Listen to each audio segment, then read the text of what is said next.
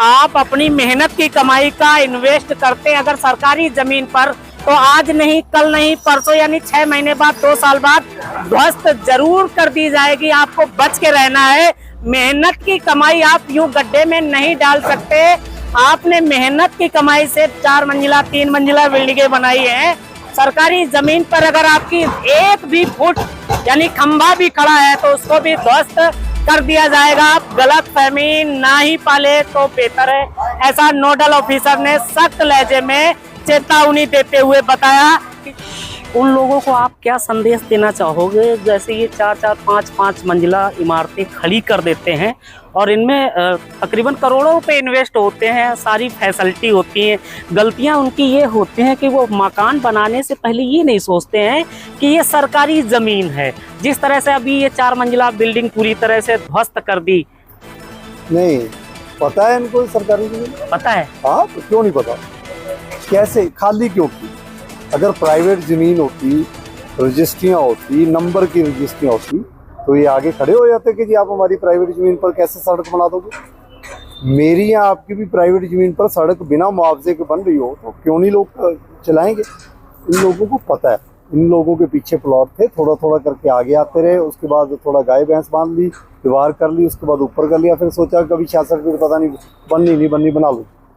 और मज़े वाली बात यह है कि जी 3-4 लोगों ने तो अभी फ्रेश बिल्डिंग है, जैसे हमने कल भी 4 मंजिल की 2 बिल्डिंगें तोड़ी हैं। मतलब उन्होंने 1 रूम सेट बनाकर किराए के लिए, नीचे कमर्शियल किराए के लिए 8-10 लाख रुपए किराया अब सरकारी ज़मीनों पर थोड़ी आएगा।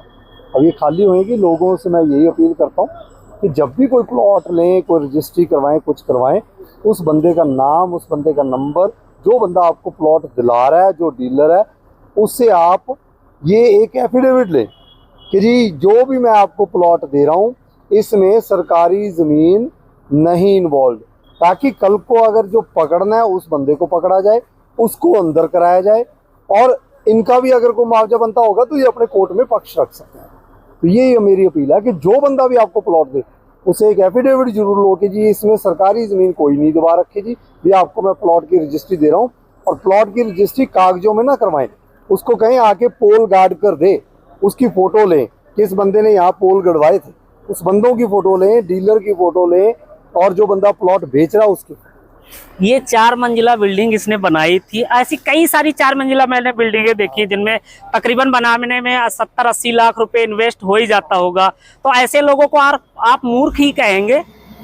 नहीं, मैं तो कहूँगा कि जी वो मूर्ख तो नहीं है, लेकिन बहुत अधिक तेज, ज़्यादा तेज बनने की कोशिश। सरकार जब जनता का सवाल आता है ना कि 1 लाख जनता ने यहाँ से गुजरना है, ट्रैफिक सिचुएशन ऐसी होगी कि अब 66 फीट की जरूरत पड़ेगी। अब जब जरूरत पड़ेगी तब इन्होंने देख लिया। अब ये कह रहे थे कि जी हमें एनओसीज मिल रखी है। एनओसी कोई पैमाइश करके थोड़ी देते हैं। एनओसी तो ये है कि आपका अगर प्लॉट है उस पर आप नक्शा बना के पास करवा लो, लेकिन अपने प्लॉट पर ही तो बनाओगे ना। तो लोगों को समझना चाहिए ऐसे बड़े बड़े स्ट्रक्चर सरकारी ज़मीनों पर कब्जा नहीं होना चाहिए। और मज़े वाली बात और बताऊँ आपको, लोगों में इतना फेथ हो गया कि मेरे को 3 दिन फारूक नगर की कार्रवाई के बाद 10 ऐसी जगहें लोगों ने बता दी ये भी 66 फीट, ये भी 66, ये भी खुल जाए तो आम जनता के लिए बहुत बढ़िया हो जाए। हम उन पर विचार करेंगे, कंसर्न विभाग के साथ डिस्कस करेंगे, अगर कोई पॉसिबिलिटी ऐसी है तो वो भी करेंगे। देखिए जी, आप अपनी मेहनत की कमाई का इन्वेस्ट करते हैं अगर सरकारी जमीन पर, तो आज नहीं, कल नहीं, परसों यानी 6 महीने बाद, 2 साल बाद ध्वस्त जरूर कर दी जाएगी। आपको बच के रहना है। मेहनत की कमाई आप यूं गड्ढे में नहीं डाल सकते। आपने मेहनत की कमाई से 4 मंजिला 3 मंजिला बिल्डिंगें बनाई है।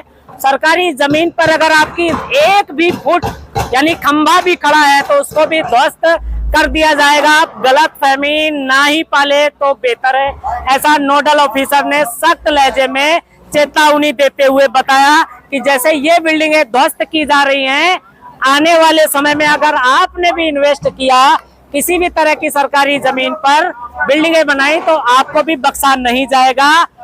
फिर आप कहोगे अब पछताए होत का जब चिड़िया चुग गई खेत।